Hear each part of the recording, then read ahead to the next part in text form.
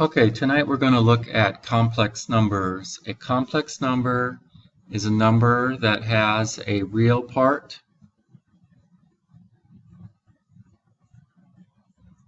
and an imaginary part.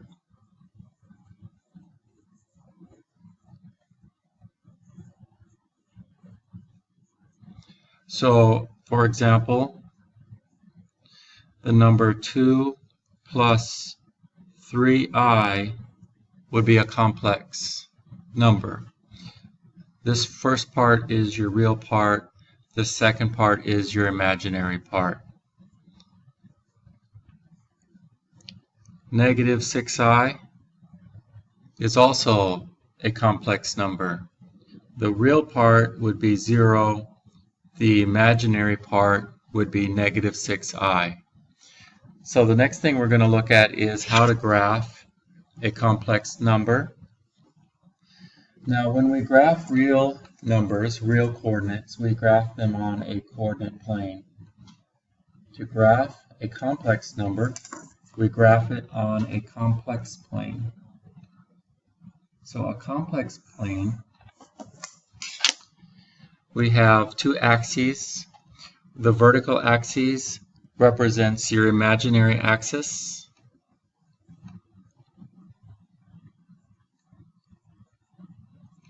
And your horizontal axis is your real axis.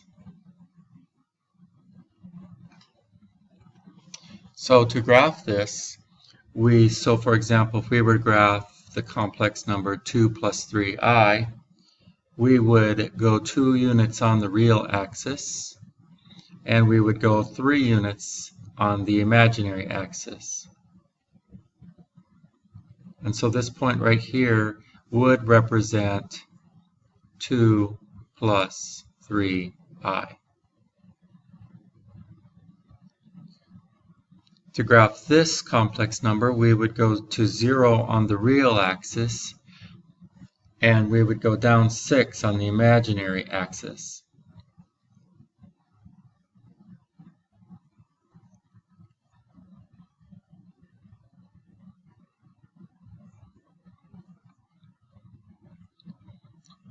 Now let's say, for example, I give you the point, this point here. We'll call it point A. And I ask you to give me the complex number that represents this point. So the first thing you would do is you would go and count how many units on the real axis. 1, 2, 3, 4. So our real part would be negative 4.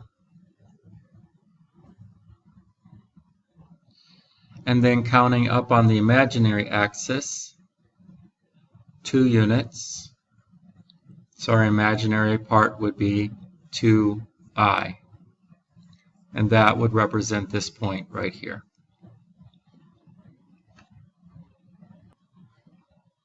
Okay, so the next section we're going to look at is adding and subtracting complex numbers. So for our example, we have 2 complex numbers, and we are adding them together. So to add 2 complex numbers together, first of all, you need to add the real parts together. So we have 4 plus negative 3, which is 1. And we add the imaginary parts together. So we have negative 5i plus 2i, which would be negative 3i. When adding, I acts like a variable. And this would be your answer. Okay, let's take a look at a subtraction problem.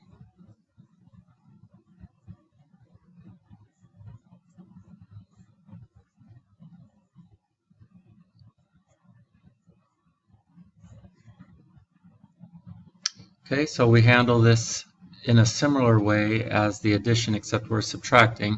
So we're going to subtract our real parts first. So negative 3 minus 6 is going to give us negative 9. And then subtracting our imaginary parts, we have 1i minus 4i, and that's going to give us negative 3i.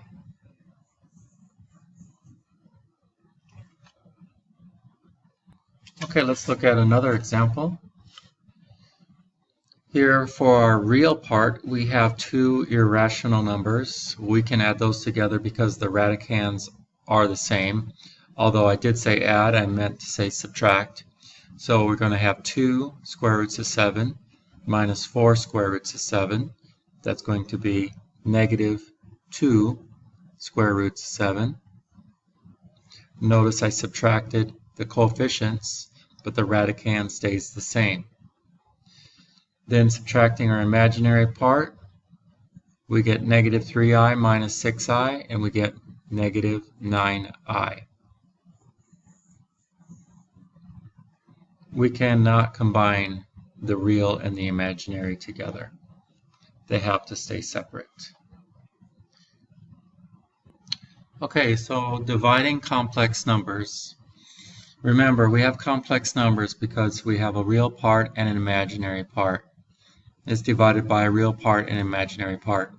So to handle a division of this nature, what you're going to want to do is you're going to want to multiply by the conjugate of the denominator.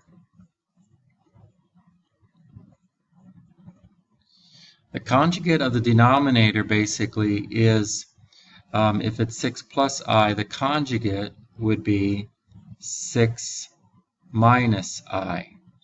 So we're going to multiply the numerator and the denominator by the conjugate. Notice that the only thing different here is the symbol, the operation switches. In this case, from plus to minus. Now remember, anything divided by itself is 1. Okay? So by multiplying by the conjugate over itself, what's going to happen here is our I value is going to disappear in the denominator. Okay? So let's go ahead and do this multiplication. So let's start off with our numerator. So we're multiplying this times this. So first terms, 5 times 6 is 30. Outer terms, 5 times negative I. Inner terms, negative 2i times 6. And last terms, negative 2i times negative 1i is positive 2i squared. I times I, remember when multiplying you add the exponents. Okay, we'll simplify that numerator in just a moment. Now let's go ahead and multiply the denominators together. So 6 times 6, our first terms. Our outer terms. Our inner terms. And our last terms. Now be careful, a positive times a negative is a negative, and I times I is I squared.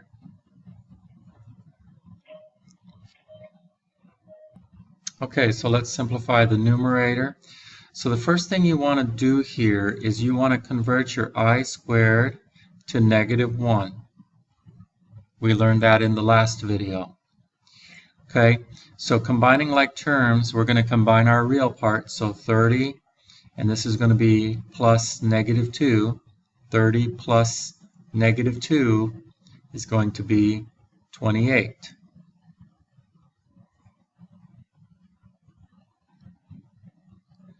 Negative 5i minus 12i, negative 17i.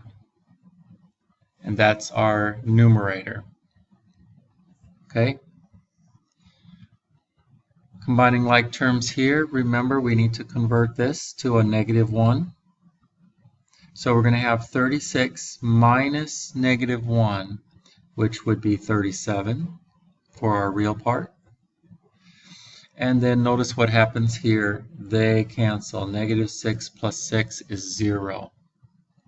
So we have 28 minus 17i over 37. Now, we could leave it like this. We could also, if necessary, write it as in two parts, that would be the same answer as this. So, two different ways of writing the answer. This way and this way. Okay, so I'll see you in class tomorrow. Please bring your questions and I'll be happy to go over them with you.